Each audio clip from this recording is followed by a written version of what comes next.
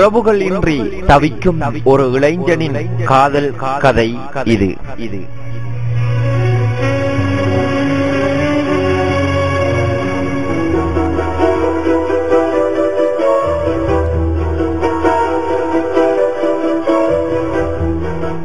காதல் ஆண் பெண் இருவர்களுக்கும் வருவது சகஜம். இந்த காதல் வந்தாலும் ஒன்று வெற்றி அல்லது தோல்வி, அல்லது வாழ்வு அல்லது சாவு, இவ்வாறு கூட இப்போதைய காதல் நகர்ந்து செல்கிறது. இவ்வாறுதான் ஒரு இளைஞனுக்கு வந்திருக்கிறது காதல். அவன் பெயர்தான் ஷான்.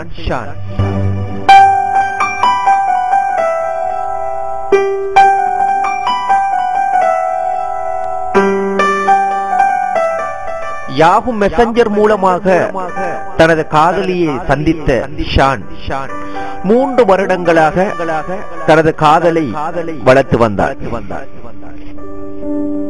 நினைத்து நினைத்து பார்த்தேன், நெருங்கி விலகி நடந்தேன், உன்னால் தானே நான்.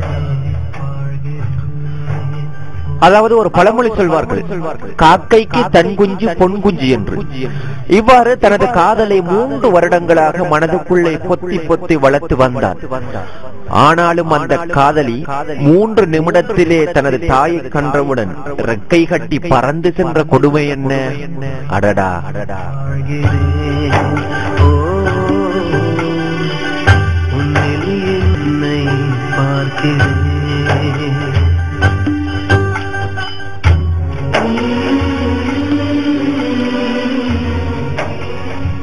மனதுக்குள்ளே சுமந்திருக்கும் சுமையை வெளிப்படுத்த முடியாமல் தவித்துக் கொண்டிருக்கும் இந்த ஜீவன் யாருக்கு என்ன கெடுதல் செய்தான்?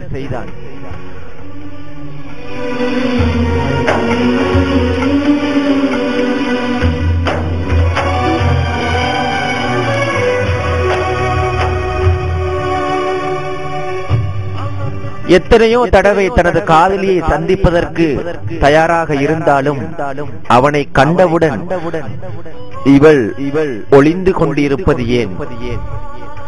என்ன பாவம் செய்தான் இவன்? அறைகள் கேட்கும் எப்படி சொல்வேன், உடைந்து போன வளையல் பேசுமா?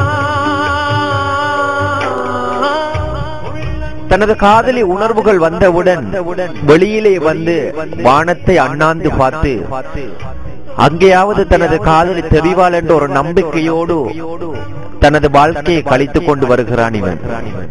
முதல் கனவு முடிந்திடும் முன்னமே கலைந்ததே, நினைத்து நினைத்து பார்த்தேன். இப்பொழுது இவனின் காதல் ஒரு கேள்விக்குறியாக இருக்கிறது. எந்த ஒரு தீங்கும் செய்யாத இவன் அமைதியாக வாழ்ந்து வரும் இவனுக்கு ஏன் இவ்வாறான ஒரு கொடுமை? நமக்குள்ளே கேட்க தோன்கிறது, மனதுக்குள்ளே நாங்கள் அழுது கொண்டிருக்கிறோம்.